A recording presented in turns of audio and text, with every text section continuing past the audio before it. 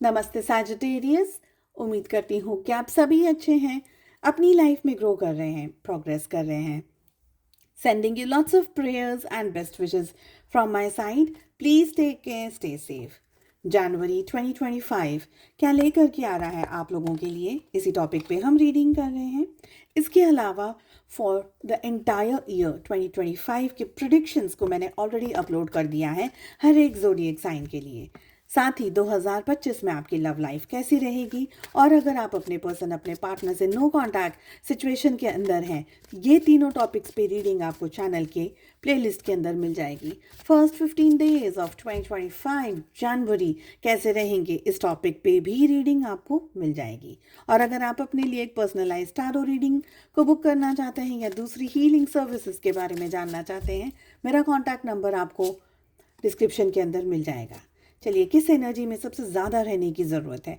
Sagittarius, after a very long time आपके लिए energy आ रही है ब्रेक थ्रू की, यानी कि अपने अंदर सीमित मत रखिएगा किसी भी चीज़ को, और ये मत सोचिएगा कि यही मेरा दायरा है, यही मेरी बाउंड्रीज़ हैं और इसी बाउंड्री के अंदर मुझे रहना है। नहीं, यूनिवर्स आपको, गॉड आपको ये कह रहे हैं कि आप में बहुत सारा पोटेंशियल है, आप में बहुत सारी क्षमता है। अपने कैलिबर को पूरी तरीके से समझने की कोशिश कीजिएगा, एक विश्वास के साथ में, एक शक्ति के साथ में, एक पावर के साथ में आप बहुत कुछ अपनी लाइफ में अचीव कर सकते हैं, specially in the month of January. तो ब्रेक थ्रू छोड़ दीजिए, तोड़ दीजिए वो सारी पुरानी बातें, वो सारे पुरानी सिचुएशंस। आपको अगर हार्ट पेन मिला है, हार्ट ब्रेक हुआ है, कोई भी ऐसी बात जो आपको आगे नहीं बढ़ने दे रही है, तो एक कॉन्फिडेंस के साथ में आपको आगे बढ़ना है। एक यहाँ पर फेमिनाइन एनर्जी बहुत स्ट्रांगली दिख रही है। हो सकता है कोई फायर साइन हो आपके जैसे ही, जो कि बहुत स्ट्रांगली आपको सपोर्ट कर रहे हैं। हो सकता है मदर हो आपके,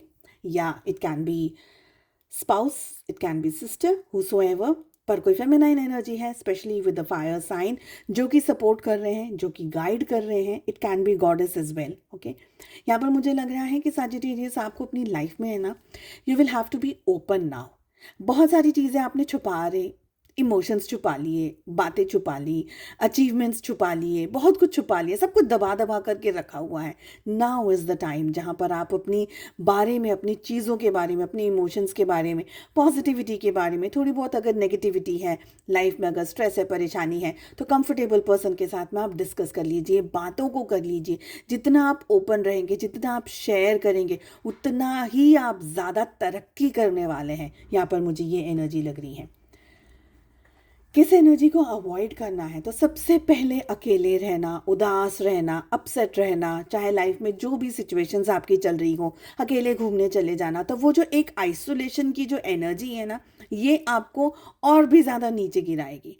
आपको इस समय आगे जा कर के, बढ़ चढ़ करके पार्टिसिपेट करना है, दोस्तों के साथ में, परिवार के साथ में, हेल्दी लोगों के साथ में, जो आपके मूड को, आपकी एनर्जी को अपलिफ्ट करते हैं, ऐसे लोगों के साथ में जुड़ने की इस समय आपको ज़रूरत है। और अवॉइड करना है आपको ज़रूरत से ज़्यादा ही, अगर आप लेज़ी फील कर रहे हैं, ज़रूरत से ज़्यादा ही आपको लग रहा है कि मेरे काम है ना, ठीक है कल कर लेंगे, हो जाएगा, ये जो टालम टोल वाली एनर्जी है ना, इससे बहुत बहुत संभल करके आपको रहने की ज़रूरत है। क्योंकि ये जो टाइम आया है जनवरी का, ये आपका काम करने का समय है। और अगर आप कुछ नहीं कर रहे, suppose there is no work which you are doing, आपको अपने आप को अपग्रेड करना है, अपने आप को मोटिवेट करना है, अपने अंदर और भी कोई आप कोई अच्छी किताब वगैरह पढ़ सकते हैं, कोई भी आपके इंटरेस्ट का जो भी है, वट एवर यू फील। कुछ नहीं तो ड्राइंग है, पेंटिंग है, some kind of game, some kind of activities, जो भी आपको कंफर्टेबल लगता है। If you feel there is nothing, कुछ भी मेरे लिए, मुझे सही नहीं लग रहा है, मुझे अच्छा नहीं लग रहा है,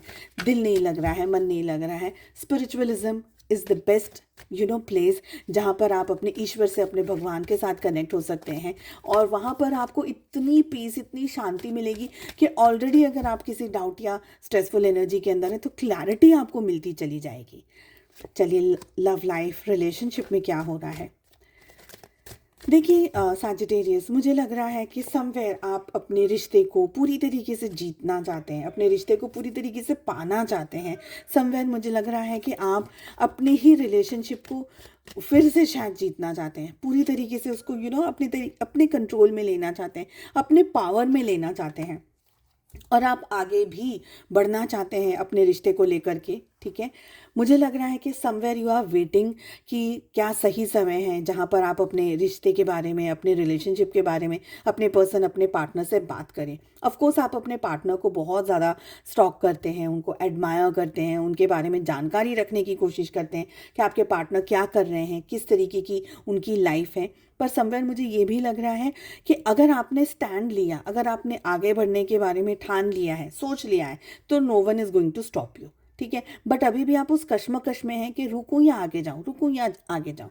अगर आपके पार्टनर की बात करी जाए तो डेफिनेटली बहुत ही प्यारी, बहुत ही पॉजिटिव एनर्जी के अंदर आपके पार्टनर इस समय ऑपरेट कर रहे हैं। वो they are constantly thinking about you कि रिश्ते में क्या बैलेंस किया जाए, किस तरीके की पॉजिटिव एनर्जीज हमें यहाँ पर रखनी है रिलेशनशिप में, आगे और क्या किया जाए, रिलेशनशिप को और भी स्टेबल कैसे बनाया जाए। तो ऐसे इंपॉर्टेंट टॉपिक्स पे आपके पार्टनर भी सोचते हुए मुझे दिख रहे हैं। बहुत ही सारा लव, बहुत ही ज़्यादा रोमांस, बहुत ही सारी फीलिंग्स, इमोशंस के साथ में आपके पार्टनर आपको और इस मंथ की एनर्जी को देख रहे हैं। अगर आपकी मंथ की एनर्जी की बात करी जाए, रिलेशनशिप की एनर्जी की बात करी जाए, तो मुझे ये लग रहा है कि आप रिलेशनशिप को बैलेंस करना चाह रहे हैं सजिटेरियस। आप चाह रहे हैं कि रिश्ता स्मूथ, कंफर्टेबल, सूदिंग एनर्जी के साथ में, बहुत ही प्यारी, गिविंग, नर्चरिंग एनर्जीज के साथ में कन्वर्ट हो जाए। सपोज भी अगर कोई स्ट्रेस भी चल रहा है तो वो सारा स्ट्रेस हट जाए, ठीक हो जाए। आपका रिलेशनशिप एक बहुत ही फ्री फ्लोइंग एनर्जी की तरह, प्यार भरी एनर्जी की तरह उसके अंदर कन्वर्ट हो जाए।